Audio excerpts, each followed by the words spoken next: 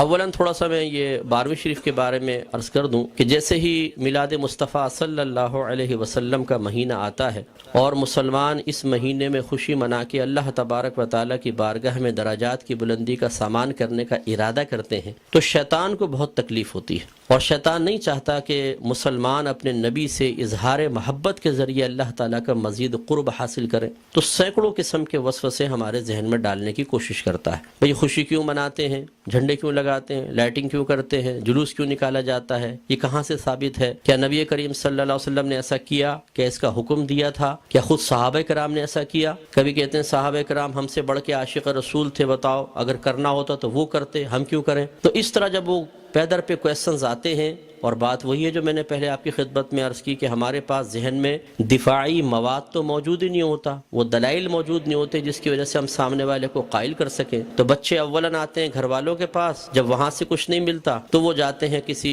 مسجد وغیرہ میں، بعض اوقات وہاں پہ بھی لفٹ نہیں کرائی جاتی۔ تو پھر آج کل علم حاصل کرنے کا سب سے پاورفل ذریعہ ہے سوشل میڈیا، پھر جا کے بیٹھ جاتے ہیں سوشل میڈیا پہ، اور وہاں پہ ہر طرح کا جاہل ترین آدمی بیٹھا ہوا ہے جس کو دین کی الف بے بھی نہیں آتی، اور معذرت کے ساتھ میں لفظ کہوں گا اس کو استنجا کرنا آتا نہیں ہے، اور وہ وہاں بیٹھا ہوا قرآن حدیث کے دلائل دے رہا ہے، اور پھر وہ الٹے سیدھے دلائل پڑھنے کے بعد تو اور انسان کا ذہن گڑبڑ ہو جاتا ہے۔ تو کچھ باتیں بس میں اس کے بارے میں عرض کر کے پھر اپنے بیان کی طرف آؤں گا۔ دیکھیں، میلاد مصطفیٰ صلی اللہ علیہ وسلم کی لغوی بحث کو چھوڑ کر ہم اس لفظ کو بولتے ہیں چند افعال و اعمال کے مجموعے پر کہ یہ میلاد مصطفیٰ منا رہے ہیں۔ مثلا اس میں کھانا کھلانا، سرکار کے فضائل بیان کرنا، نعت خوانی کی محافل ہیں، جھنڈے لگانا، لائٹنگ کرنا، جلوس نکالنا، ان تمام چیزوں کے مجموعے کا نام رکھ دیا جاتا ہے میلاد مصطفیٰ، کہ یہ میلاد مصطفیٰ منا رہے ہیں۔ اور اگر دیکھا جائے تو اصل میں سرکار کی ولادت پاک کی خوشی ہم منا رہے ہوتے ہیں، اس کے لیے طریقہ اختیار کرتے ہیں، تو ان تمام کو کہہ دیتے ہیں جی میلاد کی محفل ہو رہی ہے، میلاد مصطفیٰ منا رہے ہیں۔ تو پہلی بات تو یہ کہ خوشی منانا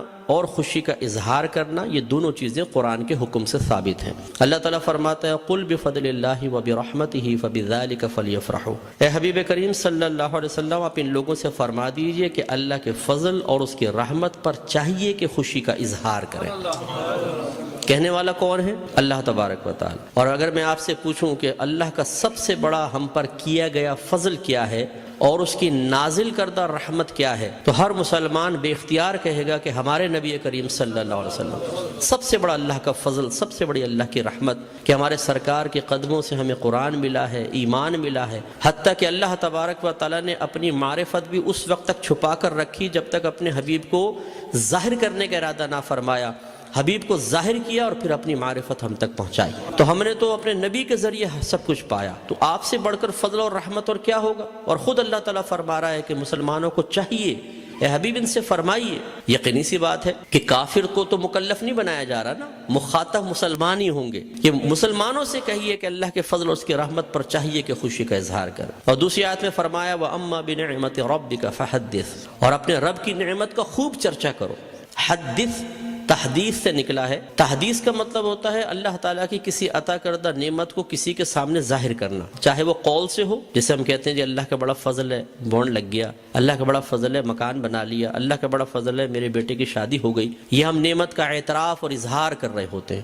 اور اسی طریقے سے مختلف اعمال و افعال سے بھی بعض اوقات تحدیث نعمت ہوتی ہے۔ ایک دفعہ ایک صحابی نبی کریم صلی اللہ علیہ وسلم کی خدمت میں آئے، جو پھٹے پرانے سے تھوڑے کپڑے پہنے ہوئے تھے، مفلوق الحال سے تھے، تو سرکار نے فرمایا کہ کیا تمہارے پاس کوئی مال نہیں ہے؟ عرض کیا رسول اللہ صلی اللہ علیہ وسلم الحمدللہ ہر طرح کا مال ہے، مویشی ہیں، دراہم ہیں، دنانیر ہیں، باغات ہیں۔ تو سرکار نے شاید فرمایا پھر اللہ کی نعمت کا اثر آپ پر ظاہر ہونا چاہیے، اپنے آپ کو ایسا نہ رکھو بلکہ ایسے لباس پہنو، ایسی عادات و اطوار رکھو، ایسا طور طریقہ رکھو کہ لوگ جان جائیں کہ اللہ تعالیٰ نے آپ کو نعمتوں سے نوازا ہے۔ تو بتائیے کہ جب میلاد مصطفیٰ صلی اللہ علیہ وسلم آئے تو کیا ہمیں اپنے نبی کی اس طرح خوشی کا اظہار نہیں کرنا چاہیے تاکہ یہ ظاہر ہو کہ اللہ تعالیٰ نے ہمیں اپنے نبی کی سب سے بڑی نعمت سے نوازا ہے؟ جب عام دولت کے لیے سرکار نے فرمایا تمہیں اللہ نے دولت دی ہے، اس کا اثر تم پہ ظاہر ہونا چاہیے، اس نعمت کا اثر ظاہر ہونا چاہیے، تو بتائیے کہ جب میرے سرکار تشریف لائے اس نعمت کا اظہار کیوں نہیں چاہیے؟ تو یہ دونوں چیزیں قرآن سے ثابت ہیں، تو خوشی منانا اور نعمت کا اظہار کرنا، جب اللہ تعالیٰ نے اس کا حکم دے دیا، اجازت دے دی،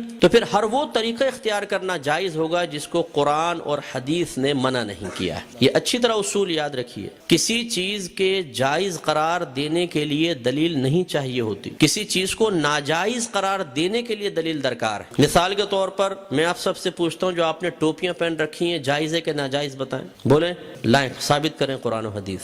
حضرت ثابت کریں کہ ایسی ہری پٹی نیچے اور اوپر سفید ہو، قرآن حدیث سے ثابت کریں۔ کر سکتے ہیں آپ؟ تو آپ کہیں گے بھی قرآن و حدیث سے اگر میں ثابت نہیں کر سکتا تم یہ بتاؤ کہ یہ جائز ہے ناجائز؟ اگر کہتے ہو ناجائز تم ثابت کر دو، میں نہیں پہنوں گا۔ اس طرح آپ نے چشمے پہنے ہوئے ہیں، آپ اس وقت رات کے تقریباً 9:30 بجے یہاں بیٹھ کر بیان سن رہے ہیں، لائٹنگ ہوئی ہے، یہ پکی چھت کے نیچے آپ بیٹھے ہوئے ہیں، میں مائک پہ بیان کر رہا ہوں، آپ اس کو سن رہے ہیں اسپیکر کے ذریعے، تو کیا یہ سب قرآن و حدیث سے ثابت ہے؟ یقینی سی بات ہے کہ نہیں۔ لیکن کیا یہ منع ہے؟ جب منع نہیں ہے تو پھر جائز ہے۔ یہ پہلا اصول یاد رکھیے گا۔ تو اگر کوئی آپ سے کہتا ہے کہ میلاد مصطفیٰ جائز ہے، آپ کہیں بالکل جائز ہے، وہ کہے قرآن و حدیث سے ثابت کرو، آپ کہیں کہ چلو میں بعد میں بولتا ہوں، پہلے تم یہ بتاؤ کہ ناجائز ہے کہ یس، تو تم ثابت کرو۔ کوئی ایک آیت لا کر ایسی بتائیں، کوئی حدیث جس میں اللہ یا رسول نے فرمایا ہو کہ میلاد مصطفیٰ نہ مناؤ، اور جب اللہ تعالیٰ اس کے رسول منع نہ کر رہے ہوں تو پھر آپ اور میں کون ہوتے ہیں منع کرنے والے؟ بعض کہتے ہیں کہ جی سرکار نے ایسا نہیں کیا، صحابہ کرام نے نہیں کیا، نہ اس کا حکم دیا۔ یاد رکھیں یہ بھی کوئی قاعدہ ضابطہ نہیں ہے کہ اللہ کے نبی حکم دیں تو ہم کریں، حکم نہ ہو تو نہیں کر سکتے۔ صحابہ کرام کریں تو ہم کر سکتے ہیں، صحابہ کرام حکم دیں تو ہم کر سکتے ہیں، ورنہ نہیں کر سکتے۔ یہ کوئی ضابطہ قاعدہ نہیں ہے۔ اصل چیز وہی ہے جو میں نے آپ کو بتائی کہ اگر اللہ تعالیٰ اس کے رسول نے منع کیا ہے تو منع ہوگا، اور اگر منع نہیں کیا تو بالکل جائز ہوگا۔ اب میں اس کی آپ کو تھوڑی سی مثالیں بتاتا ہوں۔ دیکھیں آپ کی مسجدوں پہ گنبد اور مینار بنتے نہیں بنتے؟ آپ پوچھیں، کویسچن کریں، ہر مکتب فکر کی عبادت گاہ کے اوپر گنبد اور مینار ہے، کیا اللہ کے نبی نے اس کا حکم دیا تھا؟ صحابہ کرام نے حکم دیا؟ یا اللہ کے نبی نے بنائے یا صحابہ نے بنائے؟ نہیں،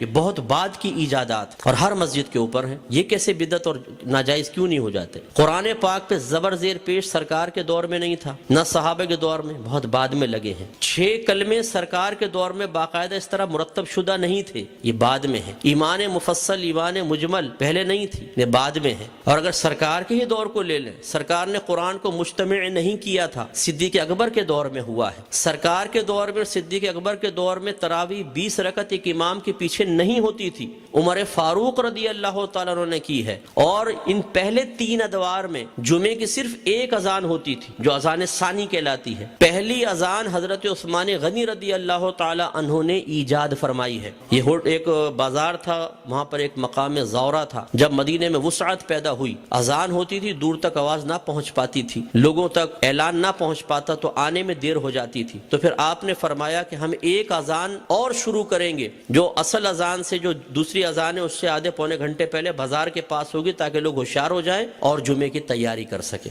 ہر مکتبہ فکر جو جمعہ پڑھتا ہے وہ پہلی اور دوسری دونوں اذانیں دیتا ہے۔ وہاں یہ کویسچن کیوں نہیں پیدا ہوتا کہ جب اللہ کے نبی نے نہیں کیا تو پھر حضرت عثمان غنی نے کیسے کر لیا؟ اس کا مطلب ہے جب ضرورت پیش آتی ہے تو یہ اللہ کے نبی کی تعلیم ہے، خود صحابہ کرام نے ہمیں تعلیم دی ہے کہ آپ کسی بھی ایسی چیز کو شروع کر سکتے ہیں کہ جس کو اللہ تعالیٰ اس کے رسول نے منع نہیں کیا ہے۔ اسی طرح مدارس کا قیام آپ دیکھ لیں، ان میں سلیبس ہم نے رکھا ہوا ہے۔ اور اسی طرح میں آخری بات بس یہ مثال دیتا ہوں، ہر مسجد میں جماعت کے کچھ اوقات مقرر ہوتے ہیں، فجر اتنے بجے، ظہر اتنے بجے، عصر، مغرب، عشاء۔ کیا نبی کریم صلی اللہ علیہ وسلم نے حکم دیا تھا کہ اس وقت جماعت کرو؟ صحابہ کرام نے نہیں، ہم نے اپنی سہولت کے اعتبار سے کیا ہے۔ اور یہ ایک اعتراض کا بہت بڑا جواب بھی بن سکتا ہے۔ لوگ کہتے ہیں کہ آپ یہ 12ویں کا ہی انتخاب کیوں کرتے ہیں؟ یہ بتائیں۔ اپنے پاس سے دن خاص کر لینا صحیح نہیں ہے، اپنے پاس سے دن خاص کر لینا صحیح نہیں ہے۔ تو یہاں میں آپ کو سمجھا دوں کہ کسی ایک چیز کو دوسری چیز کے ساتھ خاص کرنا 2 طرح کا ہوتا ہے۔ اللہ تعالیٰ اس کے رسول نے خاص کیا تو اسے کہتے ہیں تخصیص شرعی،